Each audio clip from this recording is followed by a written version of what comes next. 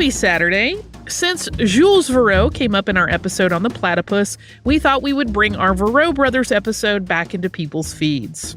The Verreaux brothers and their taxidermy tableaus have also come up on Unearthed, including the tableau now known as Lion Attacking a Dromedary. When we recorded this, it was believed that this tableau did not include any real human remains, but as we discussed in Unearthed in 2017, surprise, it actually does.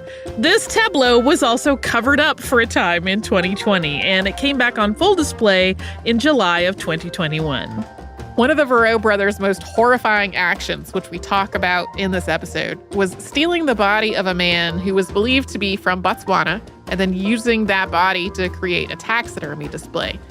After this episode came out, we got a message from listener Sina, who grew up in Botswana, and let us know that a person from Botswana is called a Motswana. Sina also noted the pronunciation of the city Gaborone, and there continues to be debate about where this person was really from. There are articles from as recently as 2019 suggesting that he may really have been from close to Cape Town, South Africa, rather than from Botswana. So the mysteries continue. This episode originally came out on November 24th, 2014.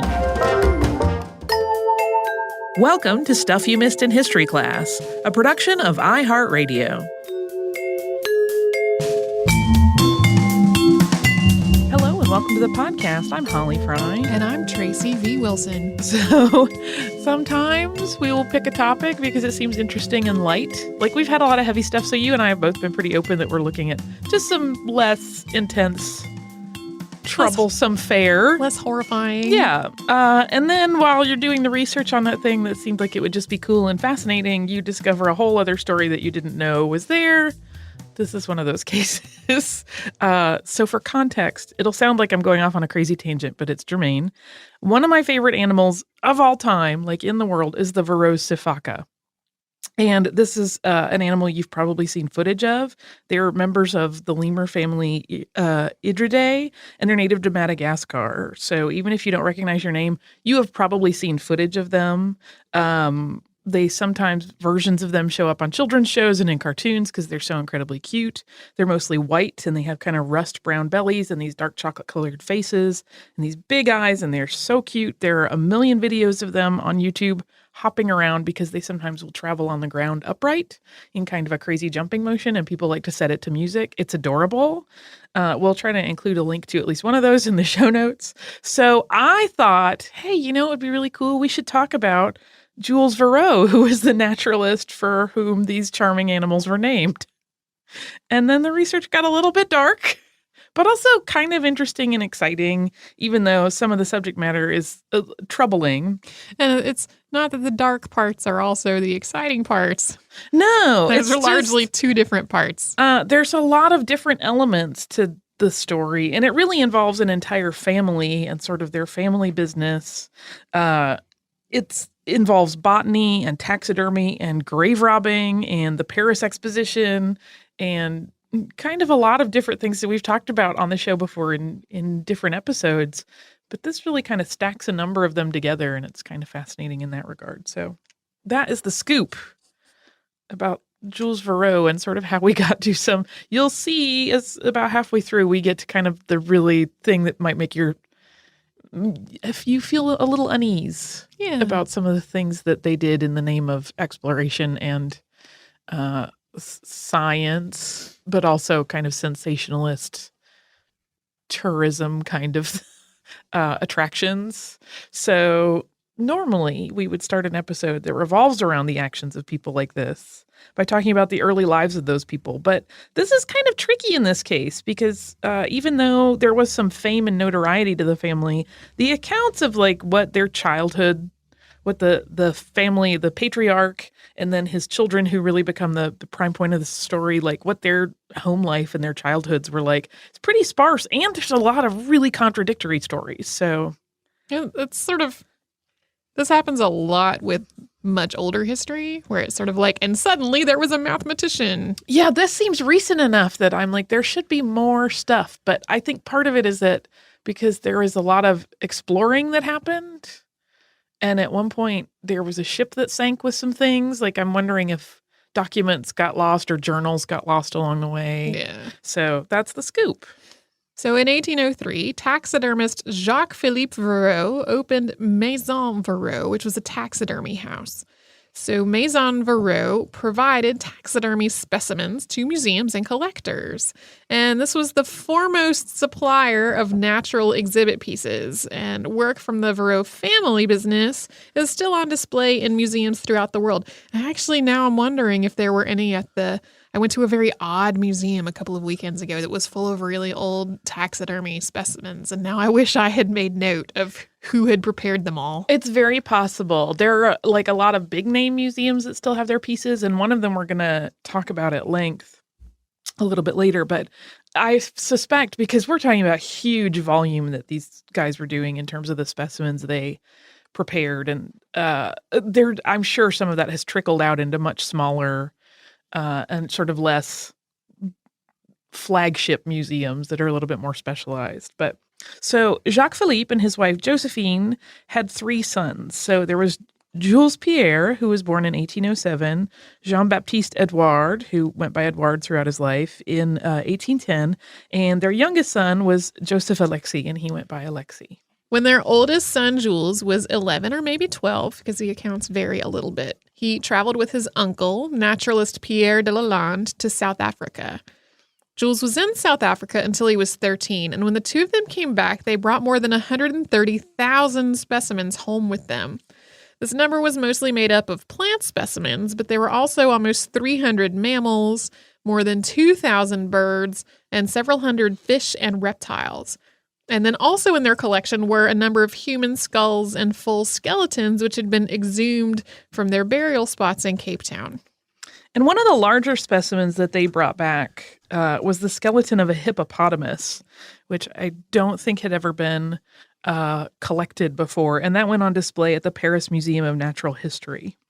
Once he was back in Paris, Jules studied anatomy and taxidermy, and he had this natural proclivity for preserving biological samples. Yeah, he very almost effortlessly sort of fell in line with the family business. Like, he was just really naturally extremely good at mounting specimens. And in 1825, so Jules had been studying for a while. His uncle Pierre died. That was the uncle that he had traveled to Cape Town originally with. And so Jules actually returned to Cape Town after Pierre's death. And eventually, while he was working there, he helped to establish and become curator of the South African Museum. And that was a post that he officially began in 1829, although the wheels were turning on getting it set up before that. And he also, the whole time he was there, continued to collect samples of both flora and fauna. During this second collection phase, it just became glaringly obvious that he was going to need help. So he sent for his brother, Edouard. The second son of Maison Verreaux made this journey to Cape Town in 1830. Yeah, so that was just the year after Jules assumed his post at the South African Museum. And during this time, there's also some interesting, it's almost like a side note in a lot of the accounts you read. He became interested in seeking out sort of mythological creatures to see if they had any basis in reality. So he was actually searching for a unicorn during this time, and also an elephant bird, which was apparently extinct. It was also during this time that the Verreaux brothers came into possession of an item that would just be extremely controversial, and I would say justifiably so, long after the two of them were gone. But before we get into this sort of grim bit of taxidermy, do you want to pause and have a word from a sponsor so we don't interrupt sort of the dark weirdness with... Let's do. Okay.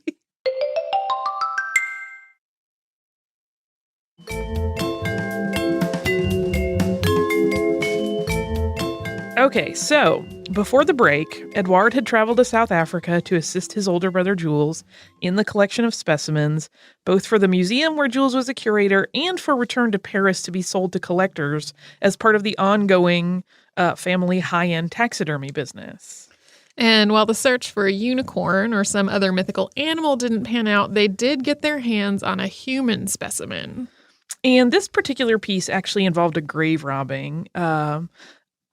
What is believed, possibly, this isn't 100% confirmed, and we'll talk about this later, to be a native Botswana man, was taken from his resting place, preserved, and mounted. And in a letter to Paris Museum director Georges Cuvier, Jules wrote, quote, "An object which is not the least interesting in our collection is a stuffed Botswana," so it's a little bit of a wiggly way to say Botswana, which is very well preserved and which was about to cause my death, because in order to get it, I was obliged to disinter it at night in places guarded by his fellows. Really, French guy? Yeah, it's there's one account, and we'll talk about, like I said, this particular specimen more because his history reaches quite far through history. There was one particular piece of research I was doing, and they were like, you can almost kind of like excuse it a little as just contextualized in the time, but even so, I think what's telling is that the museum did not want it. Right. They were like, no, thank you. Yeah, they said, we would not like to purchase this piece from you. Yeah. So it went on display at Maison Verreaux because they had it. It was already shipped. It's upsetting. It is upsetting. Well, and I think the reason that there are a lot of things that we talk about that happened in the past would definitely be inexcusable today. And like there's some degree of, at the time, right, attitudes are very different. It's been really long established that like burying of the dead is a pretty sacrosanct thing, yes, across cultures. And that's where I kind of go, guys, you should have known better.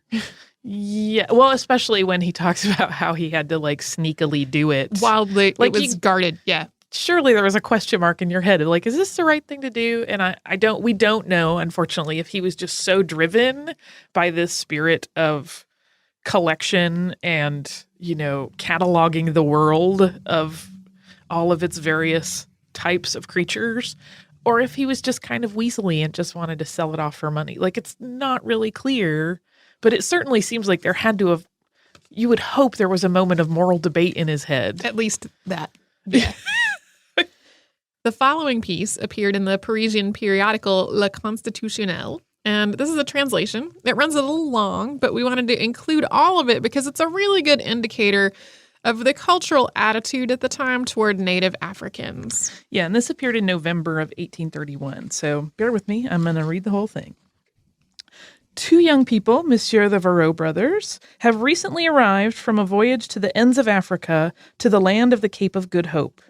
One of these interesting naturalists is barely 18 years old, but he has already spent 20 months in the wild country north of the land of the Hottentots, between the latitudes of Natal and the top of St. Helena Bay. How can one possibly imagine what deprivations he had to endure?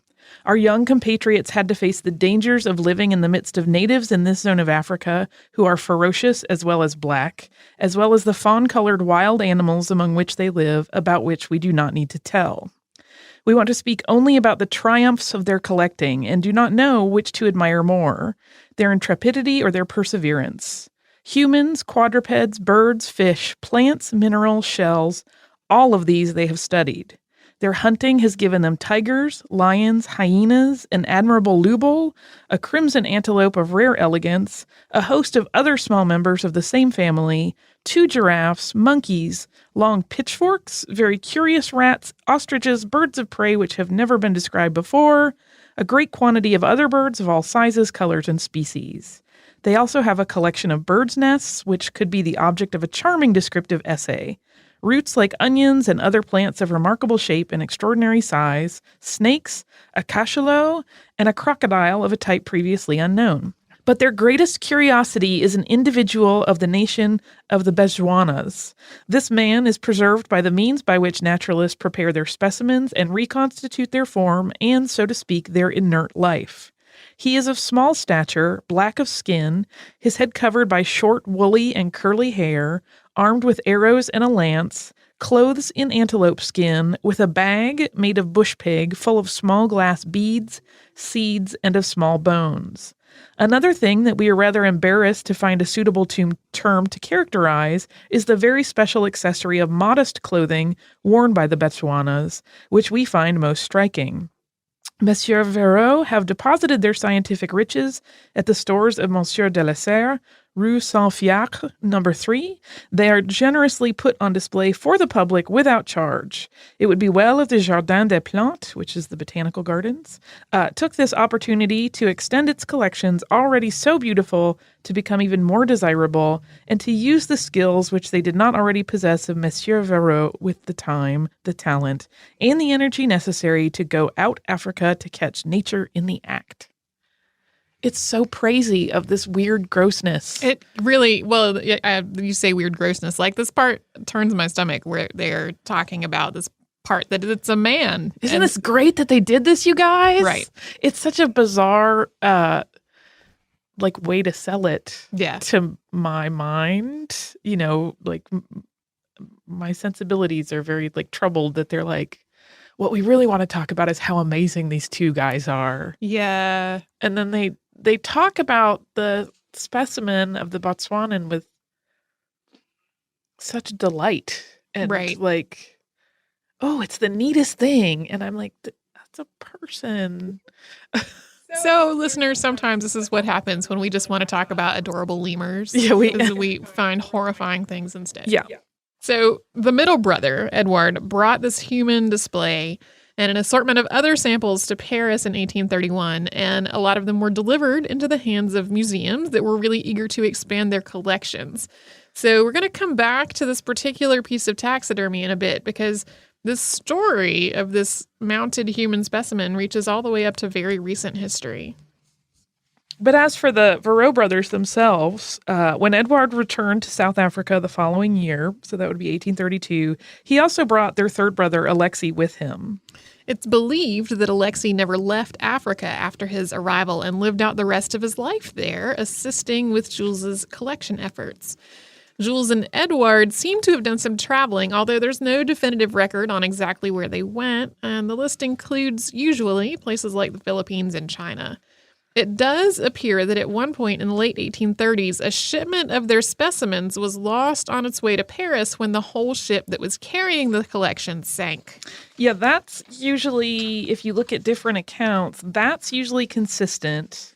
And then getting into the 1840s, it's consistent. But during that period of the 1830s, particularly the early half, there will be accounts of them being in two different places at the same time in different, journals and accounts that other people have given. They'll say, oh, they were in China then. And it's some other one says, it's like it doesn't even acknowledge that one exists. They may not have known that, but it's like, oh, and then they were here in this part of the world and they could not have been in both of those places. So it is a little bit hard to actually track their movements.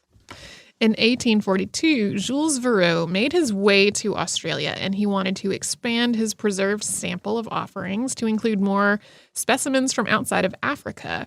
He explored New South Wales and Tasmania, and he gathered all kinds of botanicals, insects, birds, and mammals. And again, he gained the possession of some human remains. Yeah, they, it comes up periodically that they had multiple samples of human remains. It's usually believed by most people, I think, that they really only did the one mounting of a human and that the rest were sort of like bones that have been discovered along the way. We talked about them disinterring some bodies in South Africa, some of the skeletons, but just for context, there was just the one taxidermied human that we know of. It's one too many. It is. But I just want to make that clear that this wasn't like they weren't making a career of taxidermying people. So after 5 years of exploring Australia, Jules returned to Paris. And for several years, he worked on organizing and naming the collection, both the new things that he had brought as well as, sort of placing them in context with other specimens that he had collected through the years. He was eventually employed as an assistant naturalist at the Paris Museum of Natural History, and that started in 1862. So it had been more than a decade that he had been kind of working on classifications and descriptive catalogs of all of his various pieces that he had gathered throughout the world. Jules had continued to work on his taxidermy throughout his whole life and his travels, but it's in the late 1860s that he made one of his most famous mounted tableaux, and it was entitled Arab Courier Attacked by Lions. In this display, a mannequin outfitted in the black cape that was typical of the Arab and Tuareg dress of North Africa is featured in the fictional moment that he's pulled off of the camel he's riding by two Barbary lions. An Arab courier won the gold medal for excellence at the Paris Exposition in 1867. And during the 7 months it was on display there, more than 15 million spectators came just to see it. It was a really dramatic shift from most of the taxidermy that had come before it, and certainly different than almost anyone had seen before. Because prior to that, it was pretty common, even if you were setting up a scene of taxidermy, that it would kind of just be multiple mounts kind of in a line. But this is the first time that it really was sort of an action scene that depicted like an event happening. After the Paris Exposition closed, the American Museum of Natural History bought Verreaux's display, and it wasn't available for public viewing for some time. Once museum officials saw the piece in person, they thought it was a little too gauche to be part of their collection, so they just kept it in storage for 30 years. Yeah, it basically was in a warehouse in New York for all that time. Eventually, though, in 1896, it was sold. It was sold to the Carnegie Museum in Pittsburgh, Pennsylvania, which was fairly new at the time, for the tidy sum of $50. And it eventually became a prominent part of the collection there. There is one story that they were going to be charged, I think it's $45 for them to actually transport it from its storage place to the museum. And I think that ruffled some feathers. It was like, we just paid $50 for this. Now we got to pay another $50 just to get it here. But it did eventually make its way to the collection. And while there have been rumors throughout the years that the man on the camel was an actual human, it is not. And that's one of those things that has been debated. There was a restoration point where it was worked on because there had been, some degradation of the specimen. But even so, I think most people and most museum curators that have been involved with it don't think it was ever an actual human. But because of the precedent of the Botswanan man, there have always been some suspicions. And as a side note, Barbary lions went extinct not long after the Verreaux assembled this tableau. So if you're interested in seeing Arab courier attacked by lions, it's still on display at the Carnegie Museum. The museum modeled a snow globe after it in 2009. Yeah, they started like an interesting program where they were doing snow globes of some of their most interesting and famous pieces, and that was the one that kicked off the collection. So I have never seen one of the snow globes and how it actually turned out, but it's kind of fascinating. I had this brief moment where I was like, I want one. I should start a snow globe collection. And then immediately, where are you going to put a snow globe collection? Seriously. That's the problem always. So both Edouard and Alexis died in 1868. And in 1870, so that was right after this big sort of triumph at the Paris Exposition of Jules's piece. And in 1870, Jules Verreaux left France as the Franco-Prussian War began, and he fled to England, and he lived there for 3 years before he died. And when he had sold the Arab courier piece to the American Museum of Natural History, he sold with it to them the vast majority of the collection of Maison Verreaux. And there's been some speculation that he actually knew his health was already pretty dicey at that point, and he wanted to make sure the collection went somewhere, and somewhere that was a museum that would understand what exactly they were getting. Because it's been discussed by some historians that he probably was already pretty sick from the ongoing exposure to chemicals used in taxidermy that he had basically been doing since he was a child. Mm-hmm. So he was not in great health at that point. Despite some claims that there was a child born out of wedlock when Jules was still very young, this was the end of the Verreaux brothers' lineage. And while there are a number of species that bear the Verreaux name as a consequence of all the exploration and collecting that Jules and Edouard did and that Alexis assisted them with, there has also been some confusion about certain species based on some incorrect labeling that Jules is believed to have done to some of their collected pieces. And there's been some speculation that he may have purposely mislabeled some specimens and the locations where they had been found to make them appear more exotic and therefore more valuable to museums and collectors.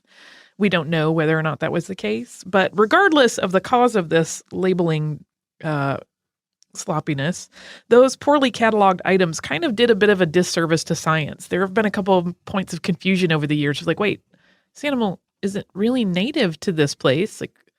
And eventually they realized, like, no, this is just wrong. Yeah. Well, and I want to point out that poor or inaccurate labeling is like not unique to these guys. No, not at all.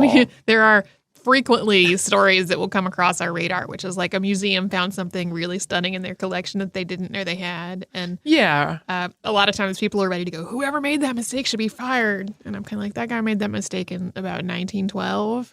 So, well, and moreover, I mean, not that it excuses it, but when you're bringing back hundreds of thousands of things at a time, I could imagine it would be easy to lose track of something, or, even if you're attempting to be meticulous, you could just write down the wrong note in your book as you go.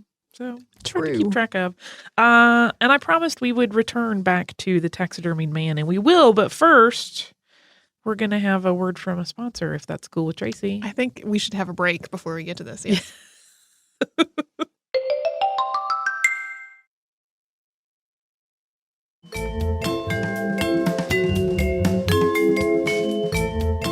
So back to our story and to the part that I promised we would come back to. You're probably wondering what happened to that taxidermied man from Botswana.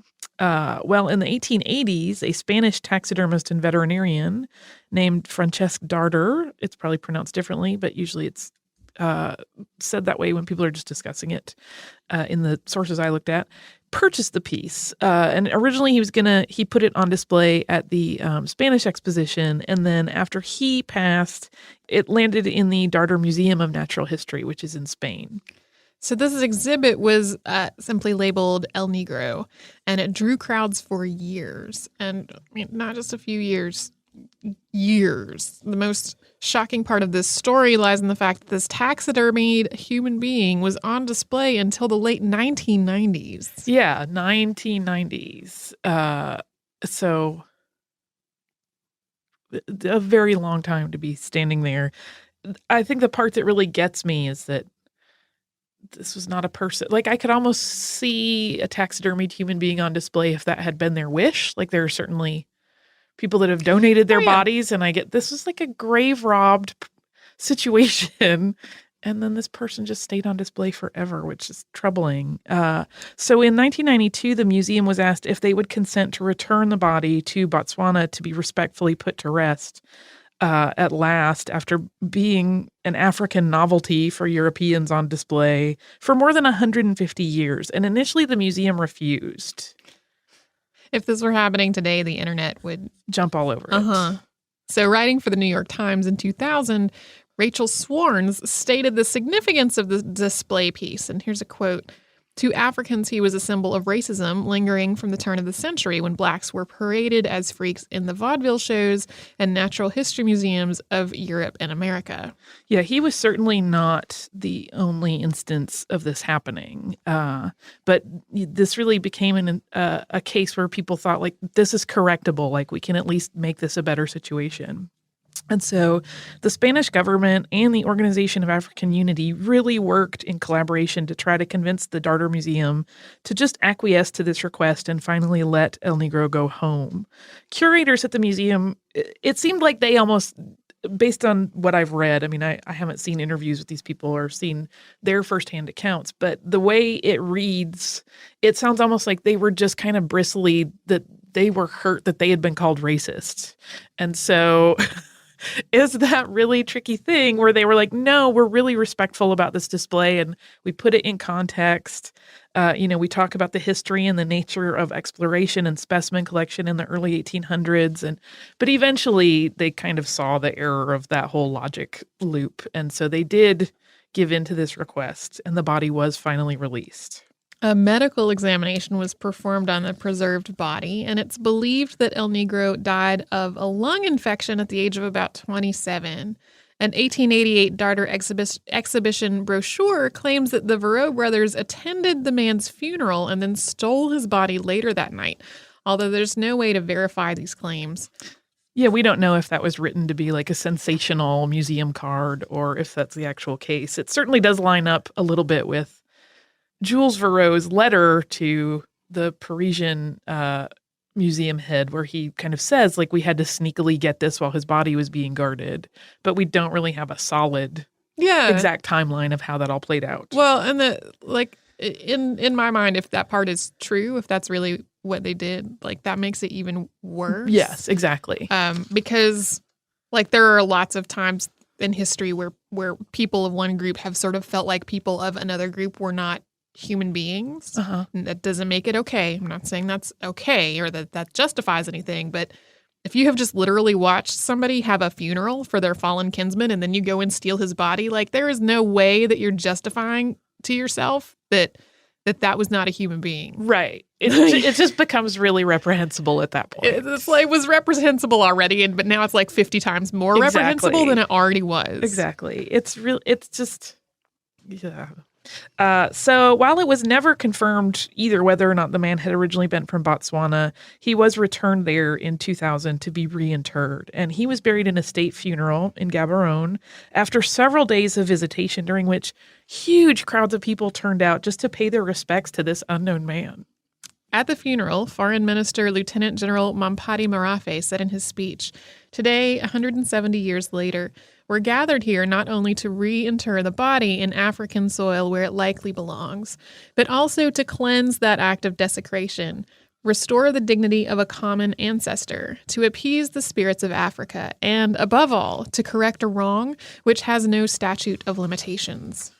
So I thought it was going to be about cute lemurs. And then it was about something. And then it became really different. Which is really sort of a more important story. It's not sort of. It really is a more important story to tell. It just wasn't what I thought I was getting into at the beginning. But I'm glad that came to light as I was researching. Because I remember thinking, I got to do something on the Verreaux brothers. They're taxidermists. They discovered all these animals. Whoa, they did horrible things. Whoa. Well, and you and I have these conversations sometimes while you're researching at your desk and I'm researching at my desk. And we have these instant message things where like one of us is expressing horror or delight or surprise or whatever, and I got this. I think it was I am from you, where you were like, "This turned out really, really upsetting." I didn't think this was happening. It is. Yeah. But again, like I said, that's an important story to tell. And, we were certainly around when all of this was happening in the late 90s and 2000s. Mm-hmm. Yeah, but I don't really remember seeing anything about it. Well, I don't remember anything. Which could just be me. I wasn't tuned into it. But yeah, and I think I probably, I don't know if I heard specifically about it or not. There has been enough in the last few decades controversy and debate about repatriation of various artifacts and things that it's like I don't know if among hearing about those stories I also heard about this one or not. It definitely, I don't remember specifically hearing about it. Yeah, it did not stick out in my mind. But that is the scoop.